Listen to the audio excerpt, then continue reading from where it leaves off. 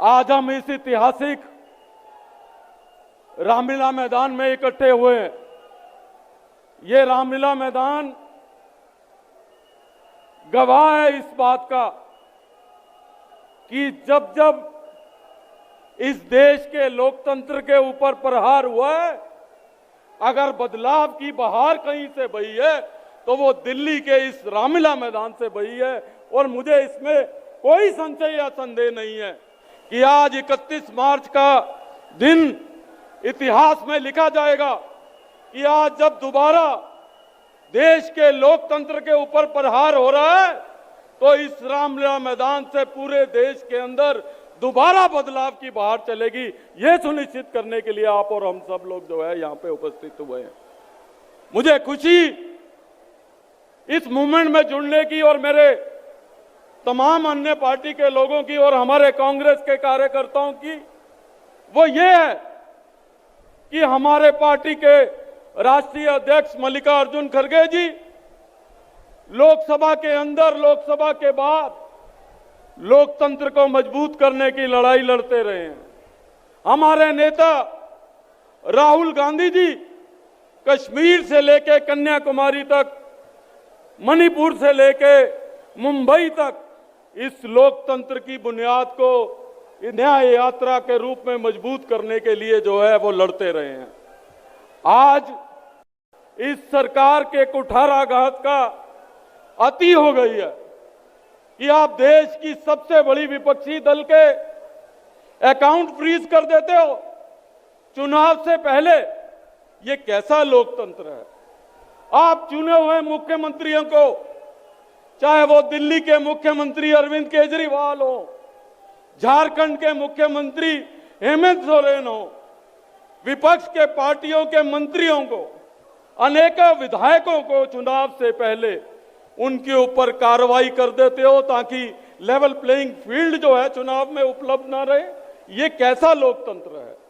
हमारे देश के राष्ट्रपिता महात्मा गांधी जी ने जब करो या मरो का नारा दिया था तो उन्होंने ऐसे लोकतंत्र के लिए नारा नहीं दिया था कि लोकतंत्र के अंदर आप जो है ओपोजिशन के लोगों का गला घोट दो और लोकतंत्र के अंदर जो है चुनाव भी ठीक ढंग से ना हो पाए।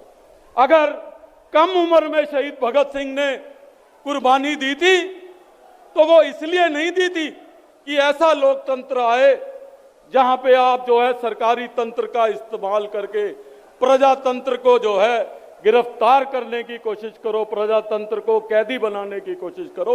ऐसे लोकतंत्र के लिए जो है हमारे स्वतंत्रता सेनानियों ने कुर्बानी नहीं दी थी।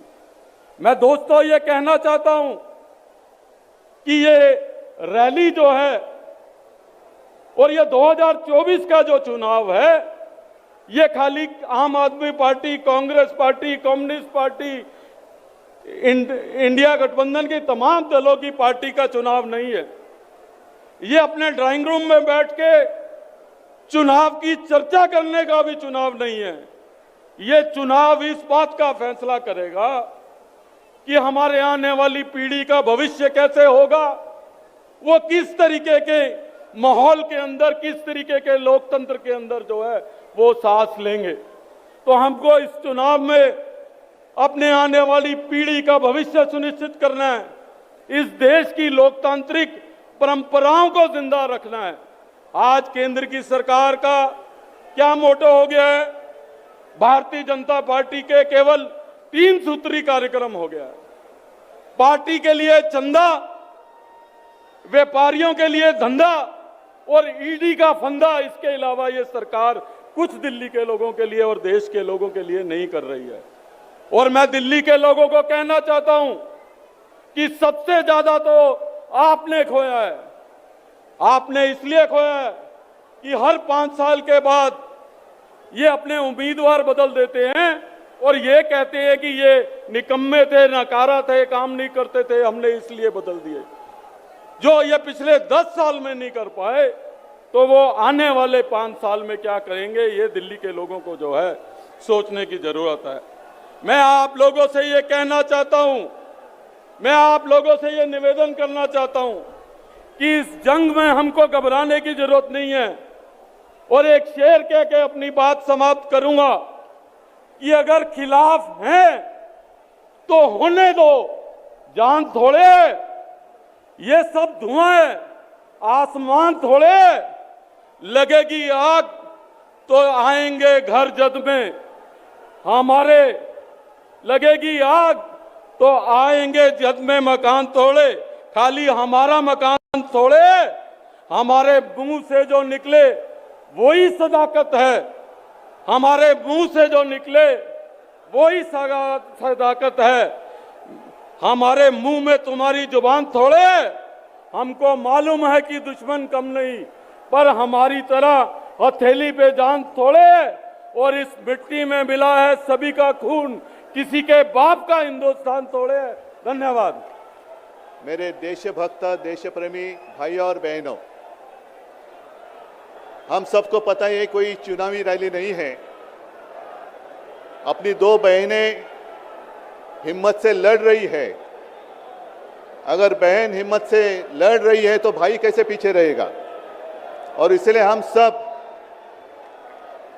दोनों अपनी जो बहनें हैं, कल्पना जी हैं, सुनीता जी हैं, आप चिंता मत करो, सिर्फ हमें नहीं पूरा अपना देश हिंदुस्तान आपके साथ में है।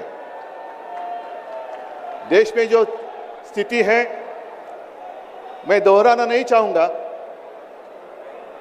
कुछ दिन पहले आशंका थी कि क्या हमारा देश तानाशाही की ओर चल रहा है, लेकिन अब वो आशंका नहीं रही, अब वो सच्चाई है।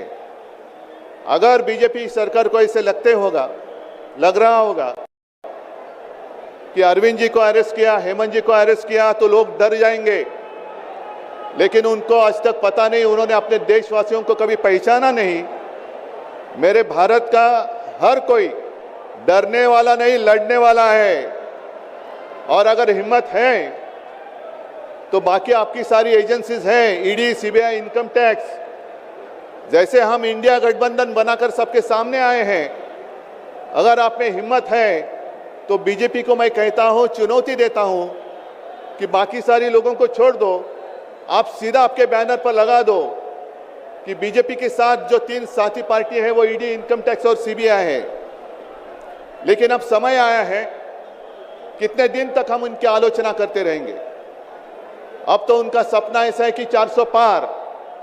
मैं पूरे देश को आह्वान करना चाहता हूं कि एक व्यक्ति और एक पार्टी की सरकार देश के लिए खतरनाक हो गई है, और अब वो समय आया है कि एक पार्टी और एक व्यक्ति की सरकार नहीं चलेगी। पूरे देश को मैं आह्वान करता हूं कि हम सबको अब चाहिए, मजबूत देश चाहिए, और मिलीजुली सरकार हमें लानी ही होगी। देश में जितने सारे प्रांत हैं, जितने सारे राज्य हैं, उनका सम्मान करने वाली सर्वतोमुखी सरकार अगर हम लाते हैं तो ही देश बच सकता है, नहीं तो फिर आपका सवाल है, आपका भविष्य आप किसके हाथ में देना चाहते हो? हम सारे आए हैं चुनाव के प्रचार के लिए नहीं आए हैं, हम प्रजातंत्र की रक्षा के लिए आए हैं। और कैसी सरकार है? अरविंद जी के ऊपर इल्जाम लगा दिया, डाल दिया जेल में। हेमंत जी के ऊपर इल्जाम लगा दिया, डाल दिया जेल में। ये कौन सा तरीका है? इनके पास जितने सारे लोग हैं, मैं आपके सामने आने से पहले कुछ पत्रकारों के साथ वार्तालाप कर रहा था और उन्होंने कहा कि उद्धव जी अब उन्होंने इनको साथ में ले लिया, उनको साथ में ले लिया। जिनके ऊपर भ्रष्टाचार के आरोप खुद भाजपा ने लगाए थे, उनको उन्होंने वॉशिंग मशीन में डालकर साफ सुथरा नहला धोला कर अपने मंच पर विराजित कर दिया। तो आप क्या विश्वास रख सकते हैं? जितने देश में भ्रष्ट लोग हैं, उन सारे लोगों को इकट्ठा लेकर बीजेपी देश को विकास के राह पर लेके जा सकता है? भ्रष्ट लोग देश का विकास कर सकते हैं? तो ये सारी उनकी जो बातें हैं, आज जो अपनी रैली है, किसी ने कहा कि बीजेपी ने इस रैली को ठगों का मेला कहा है। क्या आप सारे लोग ठग हैं? मेरे देश के वासी, मेरे देश प्रेमी लोग क्या ठग हैं? ये तो भ्रष्ट लोग हैं, भ्रष्टाचारी लोग हैं जो भाजपा में है, जुमलेबाज लोग हैं। और मैं ये भी जानता हूं, मुझे याद है कि कुछ दिन पहले उत्तर भारत के सारे किसान दिल्ली आना चाहते थे, नहीं आने दिया। उनके जो रास्ते थे उसमें खिले डाल दिए, उनके ऊपर टीयर गैस छोड़ा, लाठीचार्ज किया, तो मैं पूरे देश के किसानों का आह्वान करता हूं, आप अन्नदाता हो, आप अन्नदाता हो, अन्नदाता देवो भव हमारी संस्कृति है।